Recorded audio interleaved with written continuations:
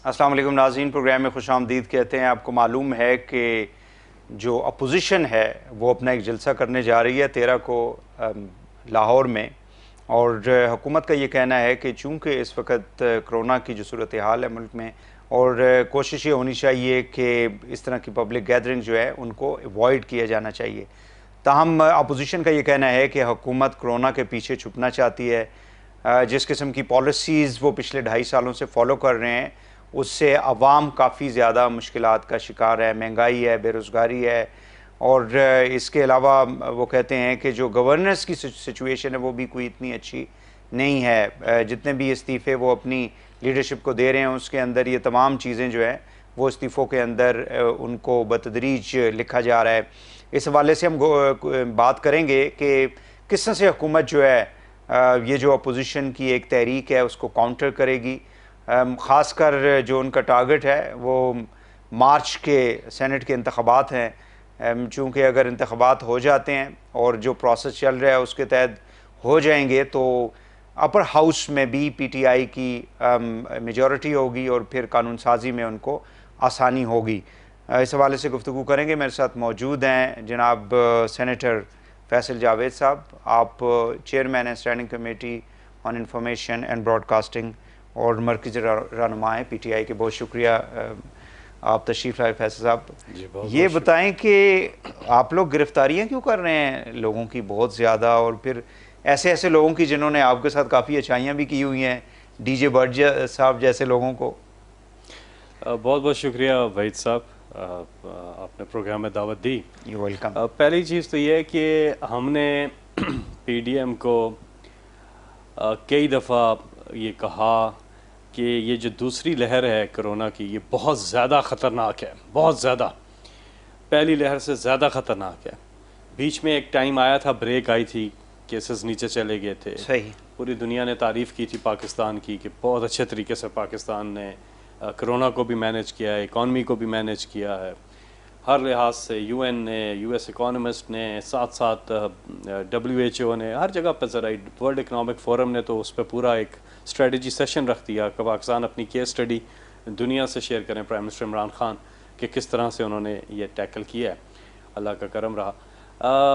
लेकिन जो दूसरी फ़ेज़ आई है ये बहुत ज़्यादा ख़तरनाक है। आप आए दिन केसेस बहुत बढ़ रहे हैं, और ख़ास तौर पे जो बीच में जो गैप आया था उसमें इन्होंने जलसे किए थे, हमने कोई एतराज़ नहीं किया था। गुजरांवाला में इन्होंने जलसा किया, कराची में इन्होंने जलसा किया, तो उसमें आपने भी किए। जी, मतलब पंजाब में एक हुआ, एक स्वात में हुआ प्राइम मिनिस्टर का। जी जी, वो जलसे तो खैर बन गए थे, लेकिन वो इवेंट थे, इनाग्रेशन थी हेल्थ कार्ड की और बाकी चीज़ें। लेकिन ये है कि वो जलसे बन गए, लेकिन आप ठीक कह रहे हैं।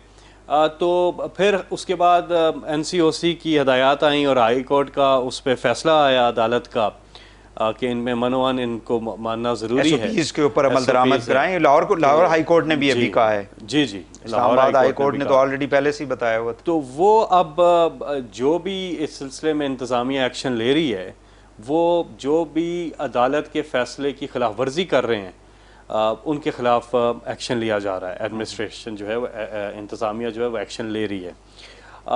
हमने ये कहा कि 300 से ज़्यादा जो है वो आप उस पर मबनी इज्तिमा नहीं कर सकते हैं। NCOC ने ये हदायत की हैं।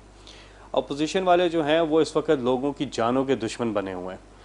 उनका हमला दो चीज़ों पर है, एक लोगों की ज़िंदगियों के ऊपर हमला कर रहे हैं, और दूसरा वो हमला कर रहे हैं पाकिस्तान की उभरती हुई जो इकॉनमी है उसके ऊपर हमला आवर है। सिर्फ किस चीज़ के लिए? सिर्फ अपनी चोरी बचाने के लिए। इनका सारी की सारी चीज़ का मरकज़ एक ही है, और वो है कि इनको किसी तरह से इमरान खान साहब जो हैं उनकी ये वाली चीज़ मान जाए।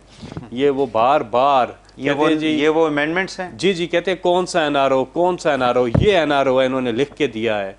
ये 34 अमेंडमेंट्स हैं नैब के कानून में, और ये कहते हैं कि 99 से पहले के सारे केसेस हमारे चौधरी शुगर मिल, अल अजीज़िया, एवन फील्ड अपार्टमेंट, ये सारे ये सारे केसेस हमारे माफ़ कर दें, ख़त्म कर दें, और 99,99,999 रुपये तक की करप्शन हमें करने दें, और नैब जो है वो मनी लॉन्ड्रिंग को ना देखे, क्योंकि इनके सारे केसेस मनी लॉन्ड्रिंग के हैं। तो हर शिक के पीछे जो पैसा बाहर लेकर, हर शिक के पीछे इनका एक आदमी जो है वो छुपता है।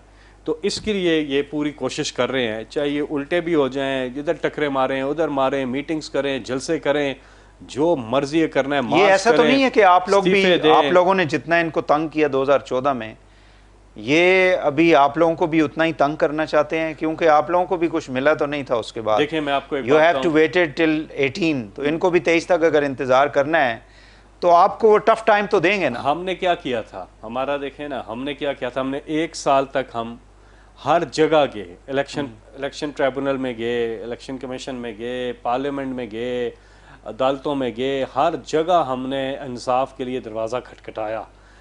लेकिन निकालना सिर्फ आप लोग नून लीग को चाहते थे, आपने यानी सारे इंस्टीट्यूशंस आपके साथ नहीं थे। 1 साल तक हमने सारी जद्दोजहद की, सारे फोरम्स आजमाए। हमने क्या कहा, हमने कहा 4 हलके हैं ये खोल दें। हमने ये तो नहीं कहा था कि इलेक्शन दोबारा हो, हम तो कह रहे थे 4 हलके खोल दें ताकि आगे से सिस्टम ठीक हो।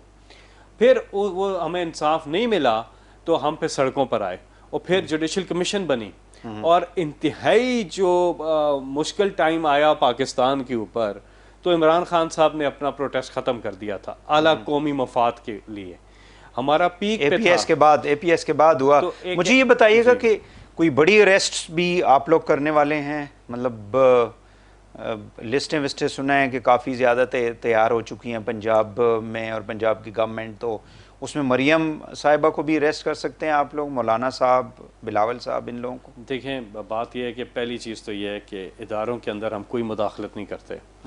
हमारे अगर कोई तो प्रिडिक्ट करते हैं चीज़ें तो उनकी प्रिडिक्शन हो सकती है, लेकिन इदारे आज़ाद हैं, वो अपना काम करेंगे। लेकिन प्राइम मिनिस्टर तो ओपनली कह रहे हैं ना कि हम तो इनको नहीं छोड़ेंगे, हम अरेस्ट करेंगे लोगों को, हम तो इनको ये हम इनके खिलाफ FIR जो है ना वो काटेंगे। जो कानून की, देखें हमने इनको इजाज़त नहीं दिया जलसे की, ये जलसा करने जा रहे हैं, लेकिन साथ ही में हम कोई तसादुम नहीं चाहते कि हम अगर इन्हें जगह जगह रोकते हैं तो वो, देखिए लोगों की जानो माल का जो तहफ़्फ़ुज़ है वो रियासत की जिम्मेदारी है। उस सूरत हाल मुल्तान में तो आप लोगों ने कोशिश की ना, बट मुल्तान में वो लोग पहुंच गए ना। मुल्तान में नहीं करना चाहिए था ये, मुल्तान में ये कासिम बाग में इनको जलसा करने देते। देखें, मुल्तान में भी एडमिनिस्ट्रेटिवली उन्होंने ना प्रिकॉशनरी अरेंजमेंट्स किए हुए थे, ऐसा तो नहीं हो सकता। यानी अभी आप ये कह रहे हैं कि कासिम बाग जो था वहां पे इनको अलाउ करना चाहिए था? जी जी, करना चाहिए था, क्योंकि घंटा घर में ना करते ये।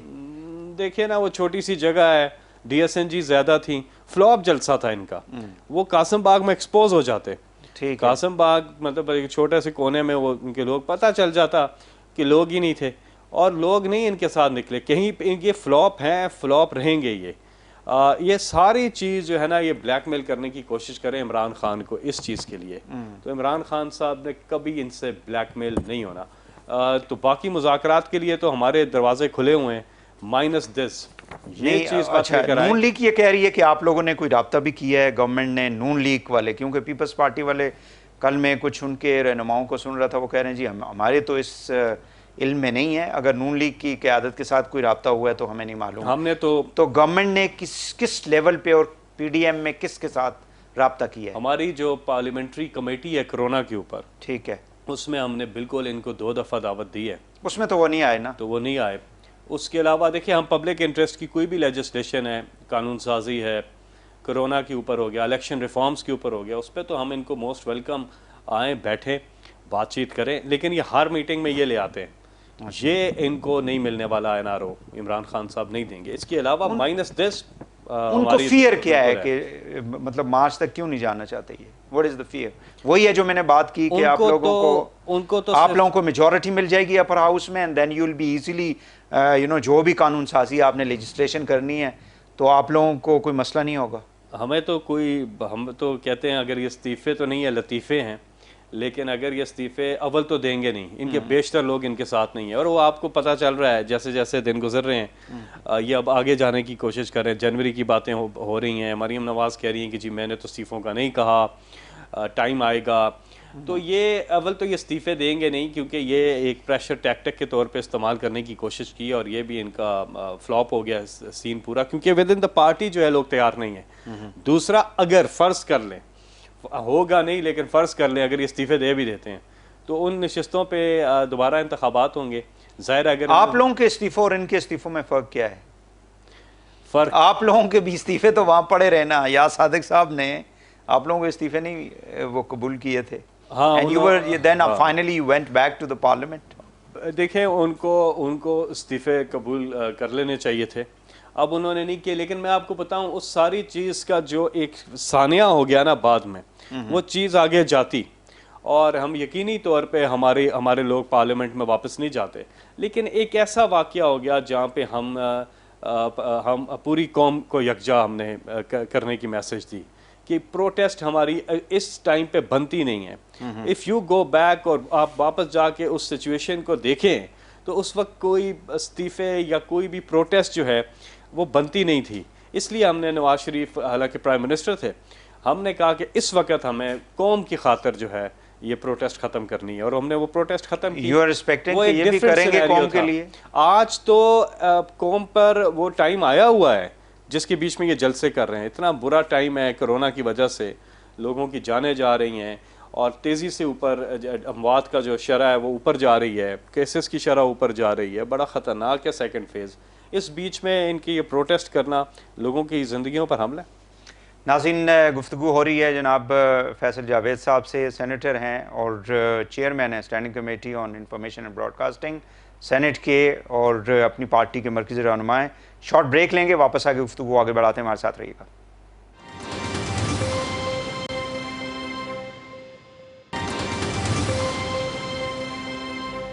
Welcome back. फैसल जावेद साहब से गुफ्तगू हो रही है। फैसल साहब, मुझे ये बताइएगा कि एक मसवदा आप जो अभी दिखा भी रहे थे, क्या इसकी बेस पे कहा जा सकता है कि उनको एनआरओ चाहिए?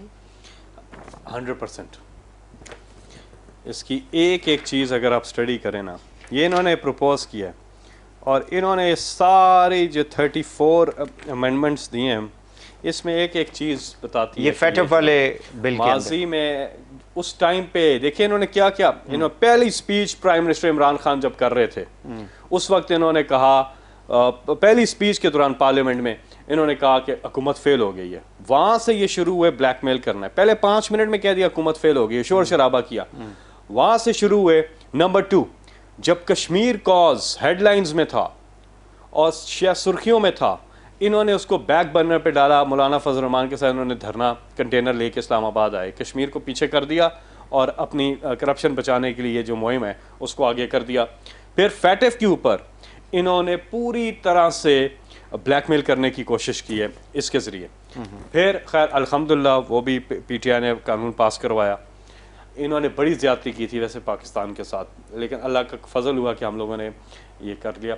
फिर कश्मीर के ऊपर जो जॉइंट सेशन था उसको भी इन्होंने एक्सप्लॉइट करने की कोशिश की थी। और अब लेकिन वो तो कहते हैं कि कश्मीर आप लोगों ने बेच दिया है ना, वो तो ये कहते हैं कोरोना की पहली लहर में भी इन्होंने लोगों को गुमराह करने की कोशिश की, और दूसरी लहर में अब ये आपके सामने है ये ब्लैकमेल। तो ये सारी चीज़ का मरकज़ यही है, सारी चीज़ का मरकज़ है कि साथ वो ये भी कहते हैं कि एनआरओ तो आप दे ही नहीं सकते।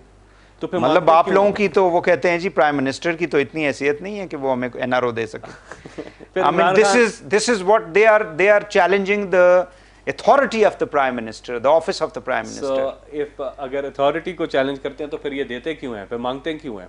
फिर आज भी अगर इमरान खान साहब ये चीज़ इनकी मान जाएं, ये सारी प्रोटेस्ट ख़त्म कर देंगे। बात ये है कि इमरान खान साहब को बुरा भला कहते हैं हर वक्त, क्यों? इसी चीज़ के लिए कि वो ये नहीं इनके साथ डील नहीं कर। माजी में होता है, जो भी हुकूमत आती थी वो डील देती थी, या आपस में डीलें करते थे या फिर जनरल मुशर्रफ ने एनआरओ दिया, दोनों को दिया, और वही था सारे केसेस पिछले चैप्टर क्लोज, आगे बढ़ते हैं जमहूरियत में। अच्छा देखें, आप लोग इतना ज़्यादा प्रोटेस्ट करते रहे, डिस्पाइट द फैक्ट आपने कह दिया कि 4 हलकों का हमने बात की थी, वो पूरी अब हिस्ट्री है। अब तो अब आप लोग अगर उनका रास्ता रोकेंगे just because of giving this argument, corona is a very serious kind of disease and it is spreading everywhere. वो कहते हैं जी शादियां हो रही हैं, बाज़ार सारे के सारे खुले हैं, दफातर खुले हैं, सिर्फ 2-3 घंटे की एक्टिविटी से जो है वो कोरोना कैसे फैल सकता है। This is what their argument is. आप खुद सुनते होंगे दिन रात। ये डायरेक्ट हमला लोगों के रोज़गार के ऊपर। जिस तरह से इकॉनमी रिवाइव हुई है और ऊपर जा रही है, पूरी दुनिया में ऐसा नहीं हुआ।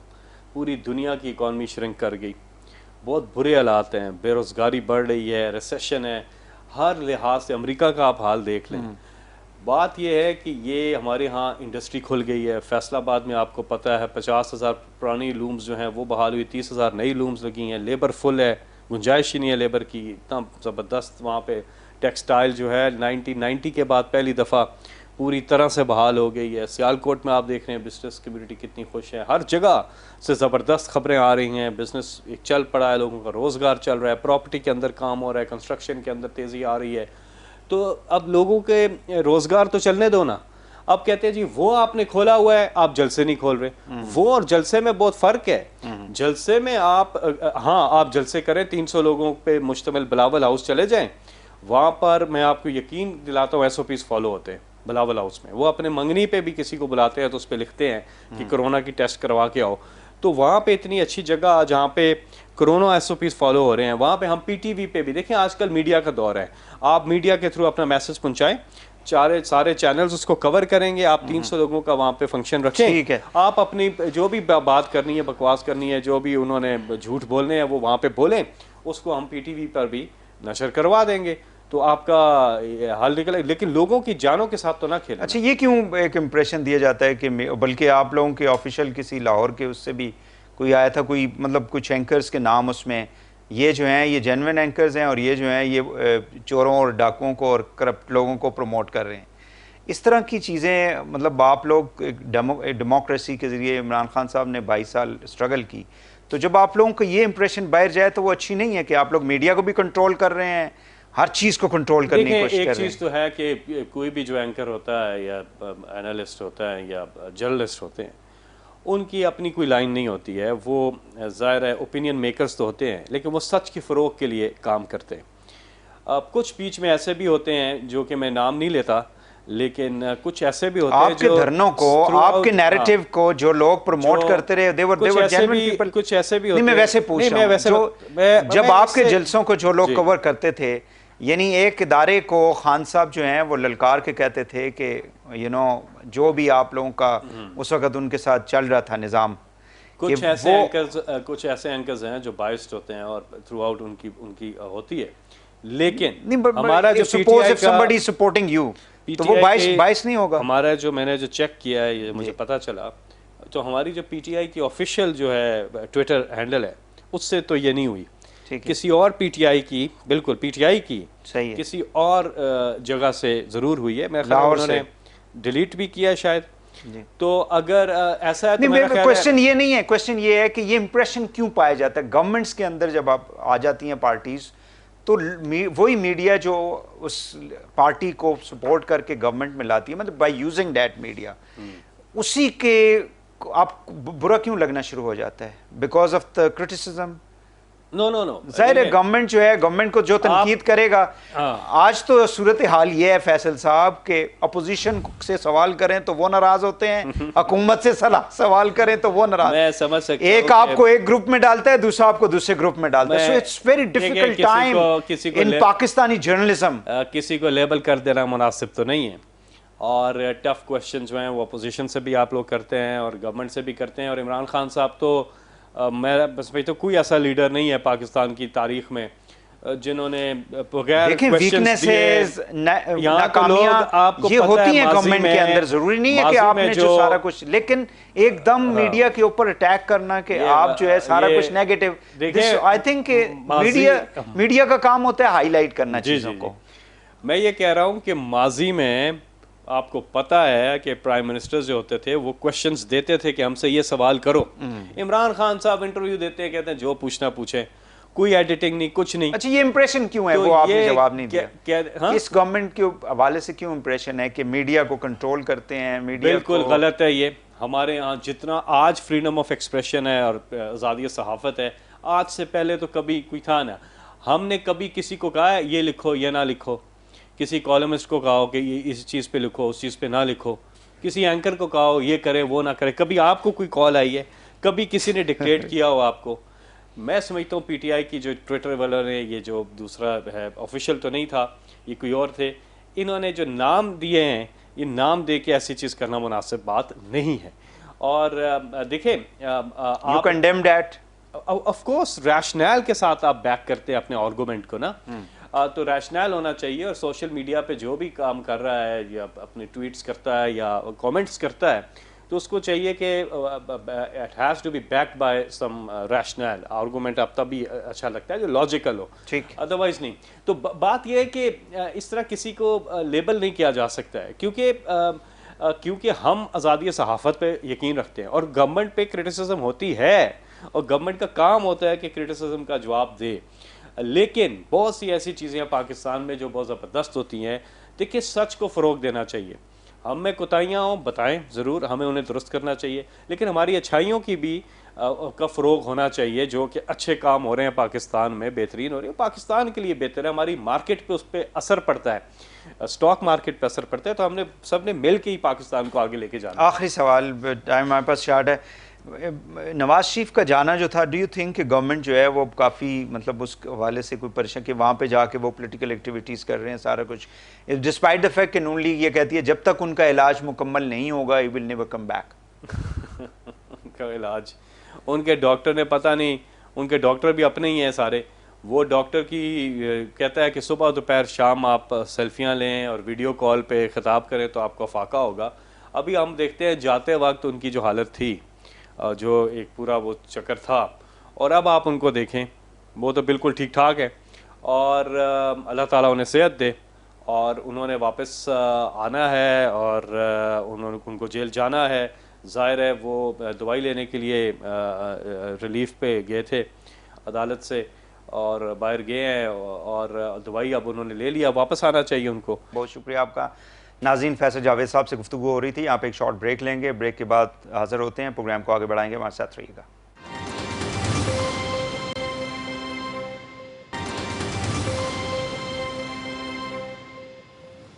वेलकम बैक नाज़रीन।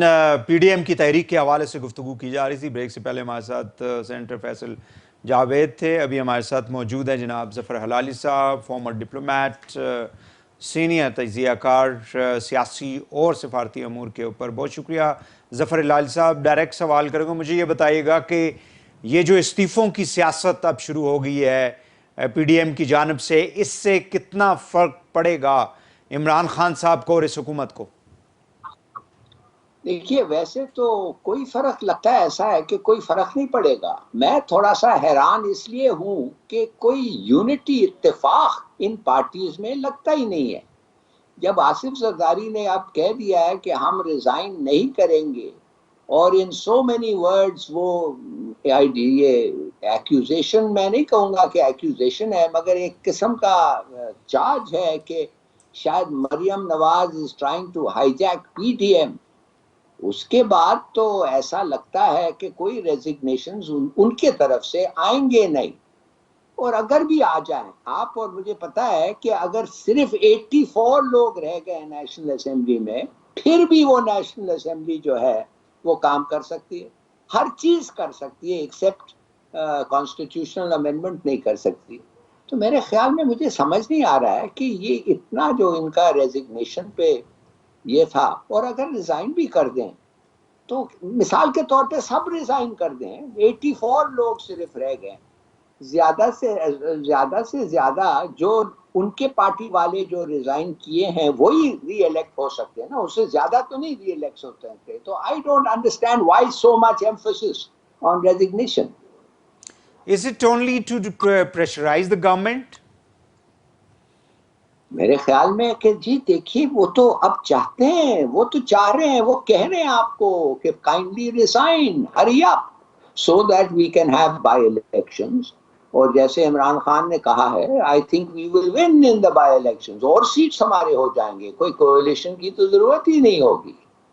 तो मुझे समझ नहीं आ रही है कि इन्होंने इस मामले पे क्यों इतना एम्फेसिस दिया है।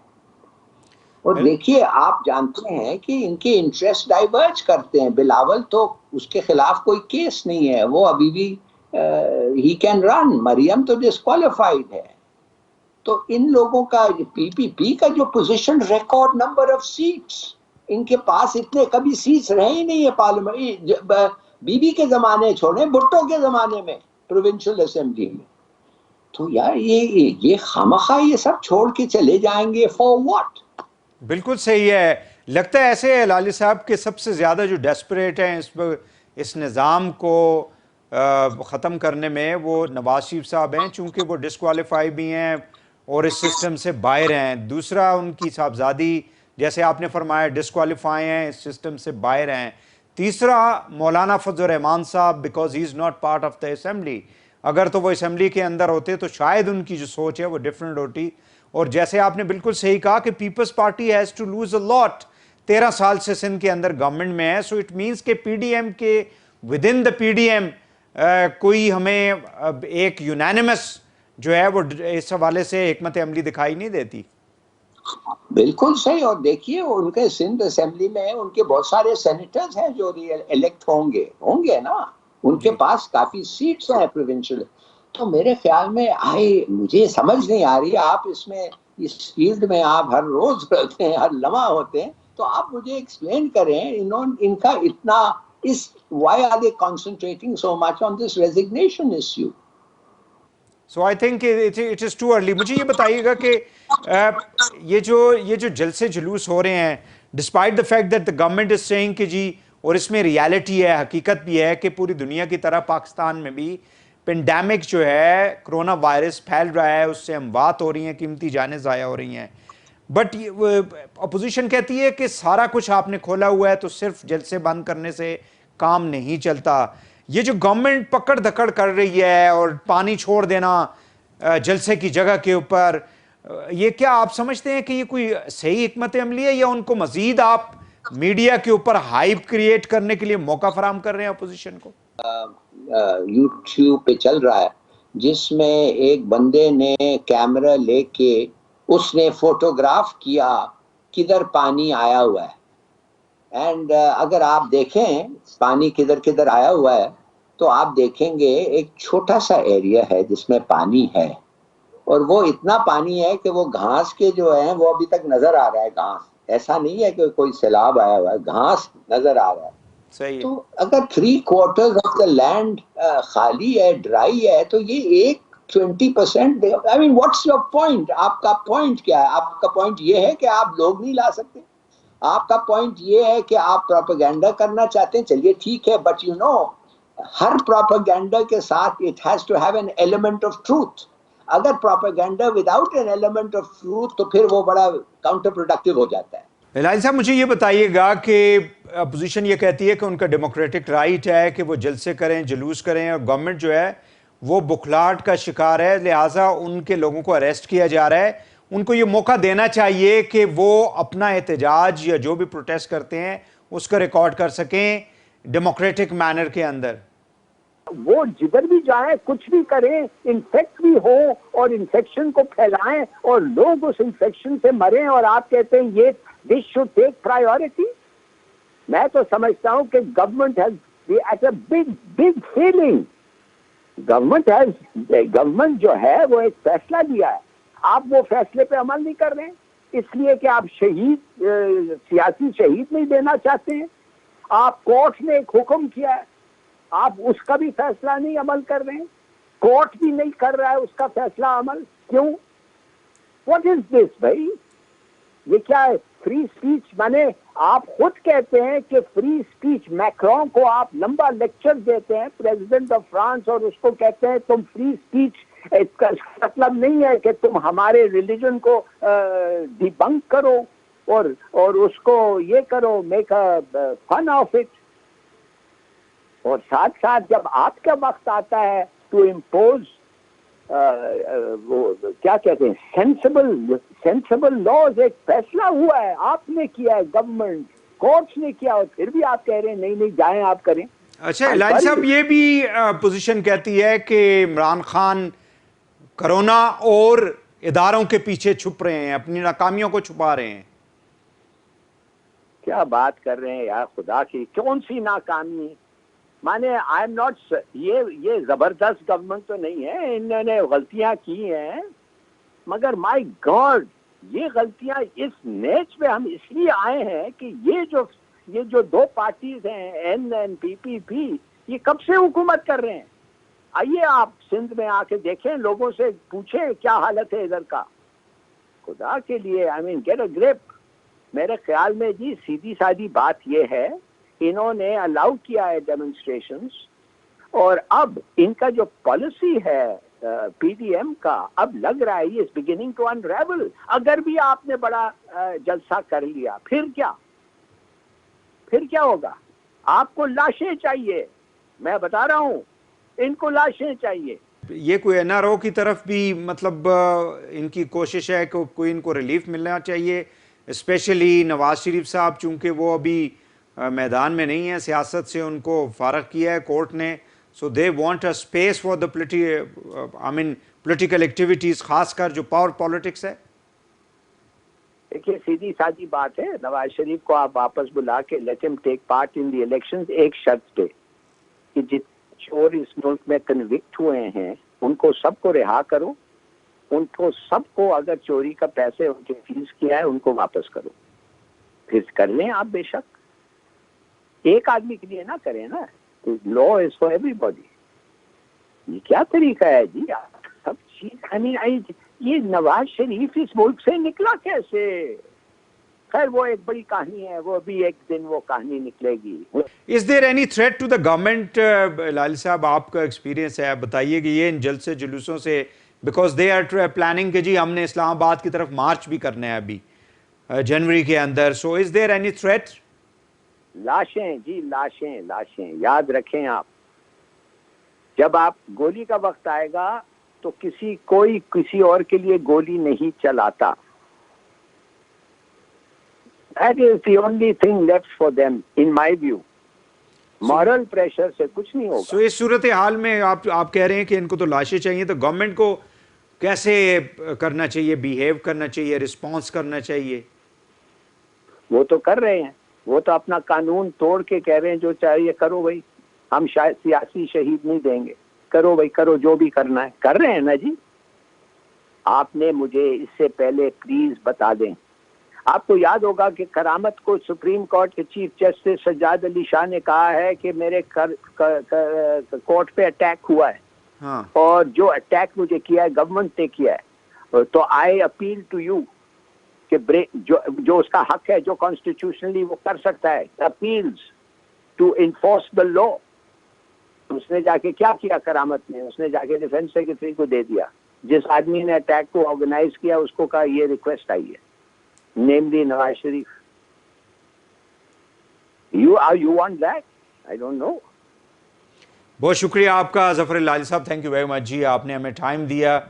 नाज़रीन, गुफ्तगू हो रही थी मुल्की सियासी सूरत हाल पे, ख़ासकर ये जो जलसे जुलूस हो रहे हैं पीडीएम के, और उनकी डिमांड एक ही है कि इमरान खान साहब जो हैं वो रिज़ाइन करें और फ्रेश इलेक्शंस होने चाहिए, चूँकि जो 18 का मैंडेट उनका है वो जेन्युइन और लीगल मैंडेट नहीं था, बल्कि अपोजिशन का मैंडेट जो है वो चुराया गया। अब देखना यह है कि आने वाले दिनों में मुल्क की सियासत जो है वो किस तरफ बढ़ती है। आज के लिए इतना ही। वहीद हुसैन को इजाज़त दीजिए, अल्लाह हाफ़िज़।